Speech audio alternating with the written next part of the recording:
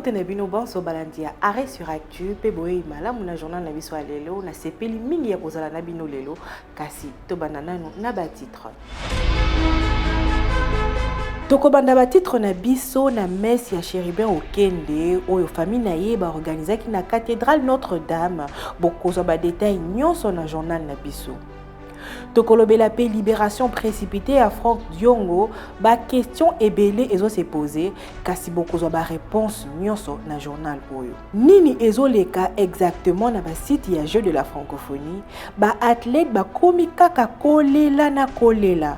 Boko découvrir nyonso wana na édition na biso ya lelo.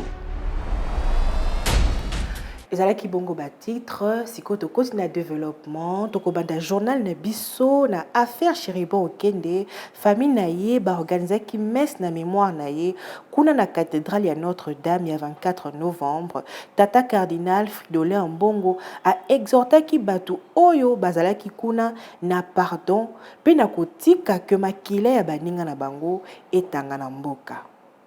Mokilie Kamwe Franck Diongo opposant pe Master Moïse Katumbi ba libéré na prison ya Ndolo, libération précipitée wana et bombi nini boyoka réponse. Bakangaka Franck Diongo na système kaka ya Salomon Escadela. Batoka kie tina service ya sécurité. Quelques jours après, Franck Diongo a se retrouvaki na prison militaire ya Ndolo. Pona likambo etali munduki oyo ye abandaka kotambola na yango. Procès ya Franck Diongo en tout cas toyoka ki sangote esika esalema. Comme si que opposant Diongo batikala ko présenter ye liboso ya juge naturel na yete. Après quelques jours, awa toiti koyoka o Franck Diongo azali susu na prison te ba uti ko libéré. Nani akondanaka ye po akota prison? E bandaka ndenge nini bakanga ye? Azwaka invitation po akende na parquet to po epai ya juge. En tout cas, makambo wana nyonso ezali flou na mitu ya bato. Basambisaka ye epai wapi nyonso wana toyebi te. Mais na mystique ya fourmi babimisi Franck Diongo na prison juste après assassinat ya Chérubin Okende. Est-ce que ba autorité ya mboka basali makambo wana pona ko kitisa tension politique o eza na kati ya Kinshasa? En tout cas, toyebi te.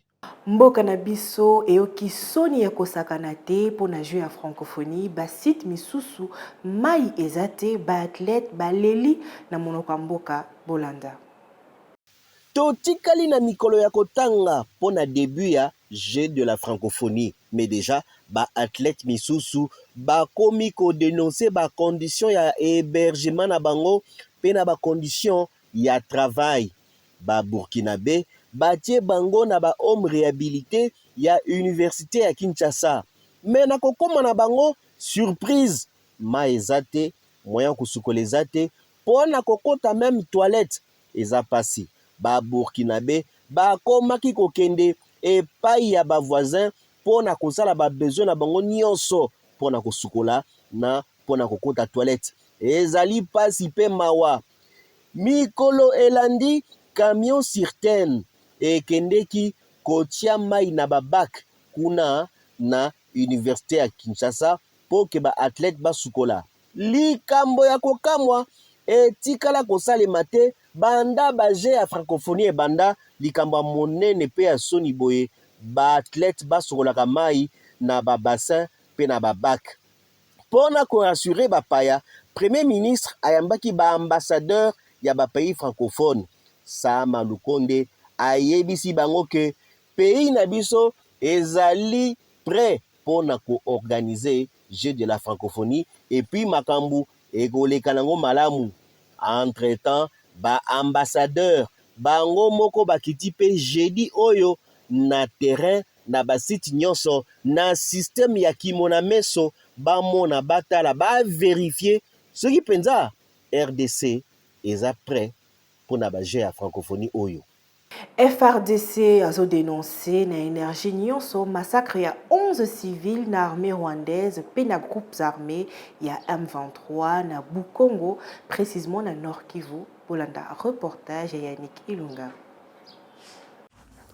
Kobanga ezakaka na territoire ya Rutshuru na Nord Kivu. Armée rwandaise oyo alati elamba ya M23 abandi sikoyo ba attaque contre ba civil. Alors que cessez les faits ezalaki déjà na zone oyo conformément na ba accords régionaux. Dimanche oyo forces armées ya République démocratique du Congo oyo tobengi FARDC balobi boye na communiqué. Les forces armées de la République démocratique du Congo portent à la connaissance de l'opinion tant nationale qu'internationale que, dans un communiqué diffusé ce 18 juillet 2023 par Kigali, le gouvernement rwandais s'apprête à envoyer ses troupes sur le territoire congolais. Selon les autorités rwandaises, l'incursion ainsi annoncée serait justifiée par l'imminence d'une attaque supposée des FDLR FOCA contre le Rwanda à partir du territoire congolais. Face à ce fallacieux prétexte, les forces armées de la République démocratique du Congo déclarent qu'il s'agit d'une fuite en avant destinée à préparer l'opinion et admettre et comprendre. Face à ce fallacieux prétexte, les forces armées de la République démocratique du Congo déclarent qu'il s'agit d'une fuite en avant destinée à préparer l'opinion, à admettre et comprendre la commission par les forces de défense du Rwanda d'autres crimes crapuleux et actes de violence ignobles pour pérenniser mort et désolation ainsi que l'insécurité et la terreur dans la population congolaise. En effet, les forces armées de la République démocratique du Congo tiennent à préciser que déjà actives dans plusieurs localités des territoires de Masisi, Nyiragongo et Rutshuru en République démocratique du Congo. Likambo ya kokamwa pe FRDC et Gangi, Rwanda mitu makasi alingi kotika soutien na ba M23 te. Pire, touti kotanga na communiqué à FRDC que Rwanda est décidé etinda ba soda na ye na est ya mboka na biso, bango balobi ezali soi-disant ba kende kokanga ba ADF. FRDC est celui qui pèse une communauté nationale et internationale à témoin pour Rwanda à l'Ekisi, affaire à suivre. Mokondi Mboka Félix Tshisekedi ou azalaki nommé facilitateur na ba membre ya CEEAC à Kendeki na Tchad pour la visite ya médiation il y a 2 jours Bolanda. Situation politique et sécuritaire na Tchad ezaka kabiante. Kasi Mokondi Mboka ou azalaki nommé facilitateur par la communauté économique des États de l'Afrique centrale, CEEAC, Outa octobre 2022, à Kendeki na Tchad mardi Oyo, pour la visite et la médiation il y a 2 jours, pour la consolona ba autorité tchadienne, pena ba parti intéressé à crise, pour na ba question au Italie, transition ya mboka na bango. Félix Tshisekedi a sololaki en tête à tête na président tchadien Mahamat Idriss Déby pe atiaki accent makasi sur le bon déroulement ya 2e phase ya transition pe facilitation na kimia ya bazongi nyonso ya batchadien oyo bakendaki exil. Pe Félix Tshisekedi a kutanaki pena ba dirigeant politique ya ba membre ya société civile pe ba représentant ya ba communauté internationale. Kasi pona opposant tchadien succès Maskra oyo akendeki exil na Jamena alobi ete alingi amona ba échange wana ezala fondé na bosolo pe ezala te que ezala rencontre moko sans suite. A rappelé que depuis nomination à Félix Tshisekedi en 2022, ezambala liboso akoma na mboka na bango. Babenga e bambala ebele a reportaki yango. Kasi azan espoir que lokola Félix Tshisekedi aye turoyo. Situation pe solution ya bien ekozwama. 2 semaines déjà, où ta ba bureau, ya ba dépôt, ya ba candidature na députation et fungwamaki, kasi engouement ezate pe ba dépôt ezo salemate, seni abakisi lisusu 7 jours, Bolanda reportage oyo. Ouverture ya ba bureau pe dépôt ya ba candidature nationale na députation et bandaki déjà na Kinshasa, uta le 26 juin. Au total, 171 bureaux et réception pe traitement ya ba candidature. Pe pona ba congolais oyo bavandi na libanda ya bamboka oyo balingi pe bazala ba candidat na élection ya ba députés nationaux bakoki pe kotika ba candidature na bango na circonscription ya choix na bango. Kasi déjà 2 semaines banda processus ya dépôt ya ba candidature et banda pe na rapport ya Seni oyo esalemaki na plénière samedi oyo Seni alobi ete ti lelo engouement eza te pe bato bazoya ebele te pona kotika ba candidature. Ba parti misusu balobi bazali nanu koharmonize ba liste na bango.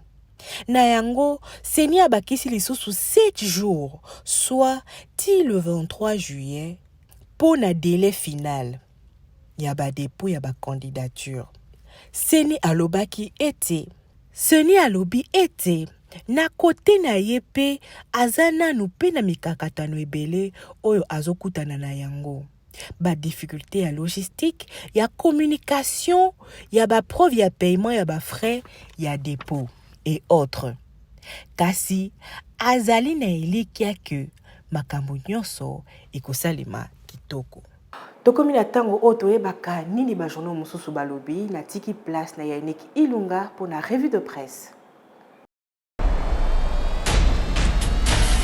Bienvenue na revue de presse na biso ya mokolo ya lelo. Tobandi revue de presse na biso na journal Le Potentiel.cd.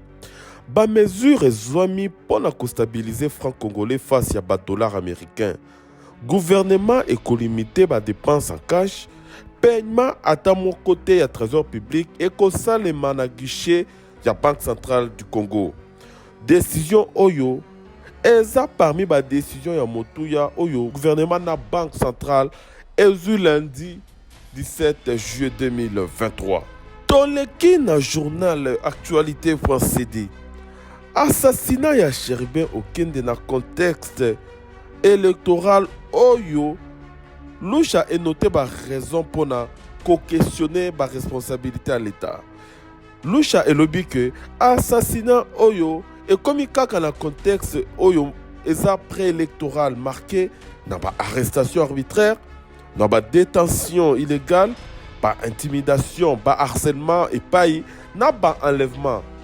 Nyonso oyo ezoko visé ka ba opposant ba société civile na ba catholique oyo bazomeka ko critiquer gouvernance Yamboka. Tosukisi revue de presse na biso na journal okapi.net. Na Kinshasa, général Patience Mouchid Diav oyo aza inspecteur général ya police asika à mettre en garde pas ennemi ya réforme ya police. Totondi bino botondi ya kolanda revue de presse na biso. Journal Nabiso et Sili pour Nalelo, merci Nanene Bozomaka Ebele pour la Rolanda Biso partout dans le monde. La PCP merci na Dan Lando Oyo Azali, directeur technique. P la PCP merci na Radin Kosi, toujours na montage. Tout le temps, très prochainement pour un nouveau numéro à Arrêt sur Actu. Merci et au revoir.